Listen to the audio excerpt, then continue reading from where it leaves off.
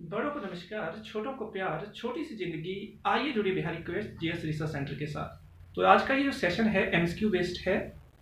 कुछ एक कल क्वेश्चन दिए थे, पहले उसकी डिस्कशन करते हैं, उसके बाद आगे क्या करेंगे, इस सेशन को कंटिन्यू करेंगे। पहला क्वेश्चन था, नूरपुर किसके बीच का क्षेत्र था? नूरपुर किसके बीच का क्षेत्र था, ये क्वेश्चन था। और ऑप्शन में आपको दिया था मैंने, A Beas Ravi, B Ravi Sutlej, C Ravi Vyas Sutlej, D none of all. Noorpur किसके बीच का क्षेत्र था? ऑप्शन ए में दिया था व्यास रावी, बी में था रावी सतलुज, सी में था रावी व्यास सतलुज और डी में था इनमें से कोई नहीं।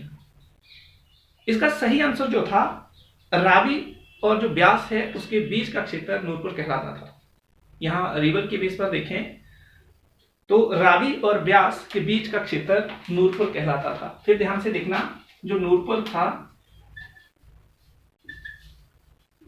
नूरपुर रावी और जो व्यास होती थी उसके बीच का क्षेत्र नूरपुर कहलाता था। नूरपुर रावी और व्यास के बीच का क्षेत्र कहलाता था। नूरपुर वर्तमान में जब्बर नदी के आस पड़ोस में है। जब्बर नदी, ये अच्छे से याद रखना। इसका पुराना नाम धमेरी या धमेरी, दोनों स्लैश करके लिखना है क्योंकि दोनों पेपर में कई बार पूछे गए हैं। धमेरी या धमेरी, धमेरी या धमेरी। उसके बाद इसे natural gateway of Himachal Pradesh कहते हैं। Natural gateway of HP. Nurpur का जो नामकरण किया गया था, जहांगीर की पत्नी नूरजहां। जहांगीर का आपको बचपन का नाम पता होना चाहिए, अगर पता नहीं है तो पता करना और कमेंट सेक्शन में लिखना है। नूरजहां का मैं नाम आपको बता रहा हूं बचपन का, मेरुनिसा। मेरू निशा। जहांगीर जब नूरपुर आया तो उस वक्त जो नूरपुर का राजा था, जगत सिंह के समय की घटना है। नूरजहां भी उनके साथ थी, तो नूरजहां को नूरपुर वाला क्षेत्र पसंद आ गया था, तो वहां रहना चाहती थी। जगत सिंह से रिक्वेस्ट करने के बाद जगत सिंह ने नूरपुर का मतलब जो नूरपुर का नाम धमेरी हुआ करता था उसको नूरपुर में कन्वर्ट कर दिया। यह भी आपको यहां से अच्छे से याद रखना है। पहले नूरपुर की राजधानी पठानकोट हुआ करती थी, अच्छे से याद रखना है, पठानकोट हुआ करती थी और इसे नाम देते थे पैठान। नूरपुर के मूल जो निवासी माने जाते हैं वो पठानिया। पठानिया, ये आपको अच्छे से याद रखना है। जो पठानिया थे ये नूरपुर के मूल निवासी माने जाते हैं, झब्बर नदी के आस पड़ोस में है। पठानकोट राजधानी हुआ करती थी। बासु एक राजा हुए हैं नूरपुर के अंतिम राजा है, अकबर के समकालीन है। इन्होंने जब बाहरी आक्रमण बढ़ना शुरू हो गए पंजाब के रीजन में, तो इन्होंने क्या किया कि नूरपुर से राजधानी जो पठानकोट से राजधानी नूरपुर कन्वर्ट कर दी। और ये किसके समकालीन है? ये अकबर के समकालीन है। उसके साथ ही कई किले हैं, जैसे आपने पता करना है, नूरपुर किला है एक, किस राजा ने बनाया? नूरपुर किला किस राजा ने बनाया? एक दूसरा किला है मनकोट किला है, तारागढ़ किला है। ये जो किले हैं इसको किसने बनाया? ये नूरपुर में देखने को मिलते हैं। ये कहां पर देखने को मिलते हैं? नूरपुर में देखने को मिलते हैं। आई होप आप इस क्वेश्चन का आंसर जान गए होंगे और साथ में ये जो आपको इंफॉर्मेशन दी वो भी आपको क्या करनी है, अच्छे से याद रखनी है। दूसरी बात, जो नूरपुर का क्षेत्र था इसमें औदुंबर लोग भी रहते थे, ऐसी मान्यता है। औदुंबर, ये औदुंबर जो है ये इस रीजन में रहते थे। और जो नूरपुर का क्षेत्र है शिवालिक में पड़ने वाला क्षेत्र है, शिवालिक में पड़ने वाला क्षेत्र है।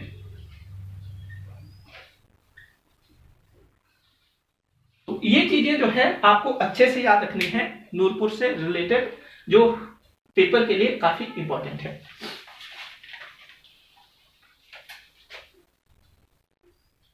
कुछ पता चला?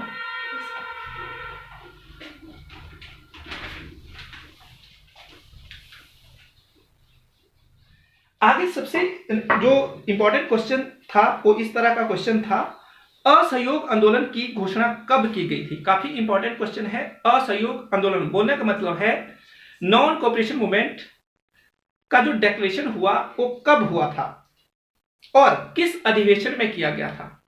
ऑप्शन में था नागपुर, बेलगांव, कराची, लाहौर। तो मैं ऑप्शन को लिख रहा हूं, क्वेश्चन मैंने लिख दिया हुआ था कल।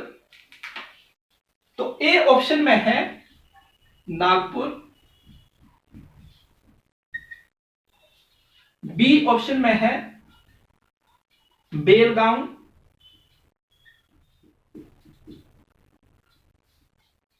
और सी ऑप्शन में है Karachi, D option Lahore. Question क्या था, क्वेश्चन को दोबारा से ध्यान से सुनना। असहयोग आंदोलन की घोषणा कब की गई थी। ऑप्शन आपके सामने है नागपुर, बेलगांव, कराची, लाहौर। इसका सही आंसर नागपुर है। इसका सही आंसर नागपुर है। घटना 1920 की है जब यह घोषणा हुई थी। असहयोग आंदोलन 1920 में ही शुरू हो गया था और लास्ट जो महीने थे नवंबर दिसंबर की जो डेट थी उस वक्त ये 1920 का जो डिक्लेरेशन था उसको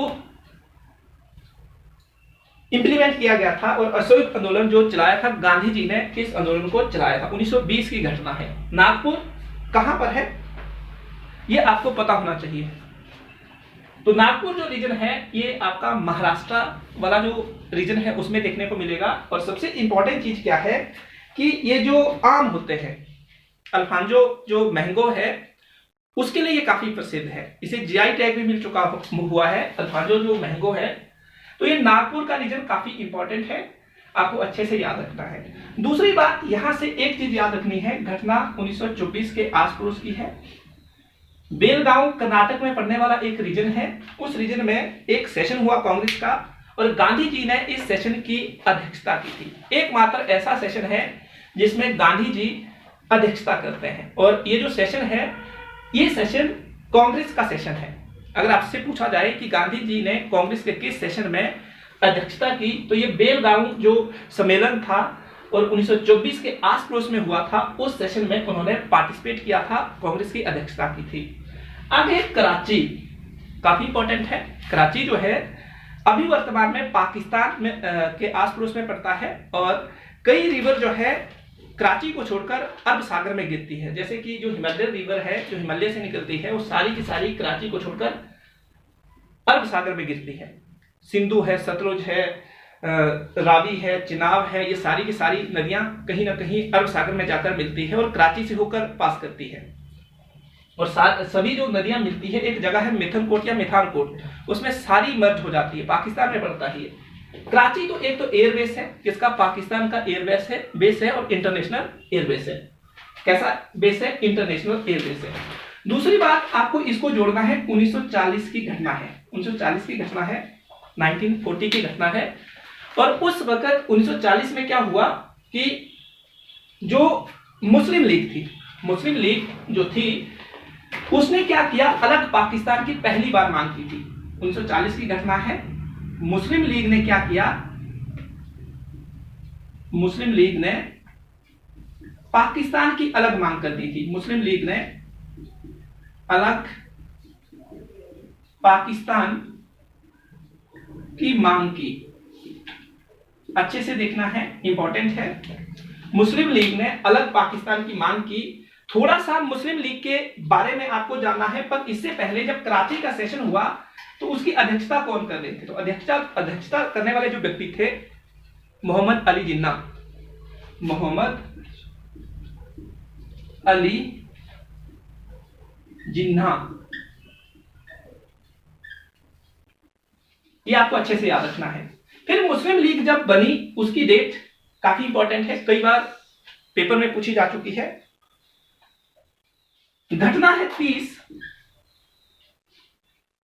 दिसंबर 1906 की। 30 दिसंबर 1906 की घटना है। और उस वक्त क्या हुआ कि मुस्लिम लीग का डंका बजा। कहां पर? ढाका में। ढाका जो जगह है वो बांग्लादेश की कैपिटल है और यहां की करेंसी टका है। टका काफी इंपॉर्टेंट है, आपको अच्छे से याद रखना है कि जो मुस्लिम लीग की स्थापना हुई कहां पर हुई? ढाका में। करेंसी क्या है? टका। कब हुई? 30 दिसंबर 1906 को हुई। और ये इस मुस्लिम लीग ने 1940 में कराची का जो सेशन होता है, पाकिस्तान में स्थित है कराची, वहां पर अलग पाकिस्तान की मांग कर दी। क्या कर दी? अलग पाकिस्तान की मांग कर दी। तो ये क्या है? सबसे इंपॉर्टेंट है जो आपको यहां से जानना है।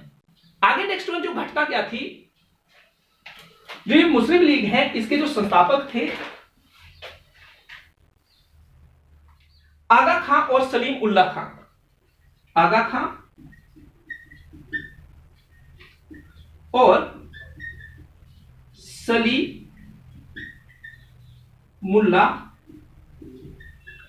खां। आगा खां और सलीमुल्लाह खां मुस्लिम लीग के संस्थापक थे। तो आई थिंक आपको यह भी अच्छे से पता चल गया होगा कि नागपुर में सेशन तो हुआ, पर ये जो ऑप्शन में हमारे पास जो फैक्ट है वो भी हमें पता चल गए। उसके बाद लाहौर काफी इंपॉर्टेंट है। जो लाहौर अधिवेशन है वो अपने आप में ही यूनिक है, अपने आप में यूनिक होने वाला है ये लाहौर सेशन। 1929 में होता है, दिसंबर का महीना है, 1929 में होता है। लाहौर में होता है। कहां पर होता है? लाहौर में होता है। किस नदी के आस पड़ोस में होता है? रावी। अध्यक्ष कौन है? पंडित जवाहरलाल नेहरू। पंडित जवाहरलाल नेहरू भारत के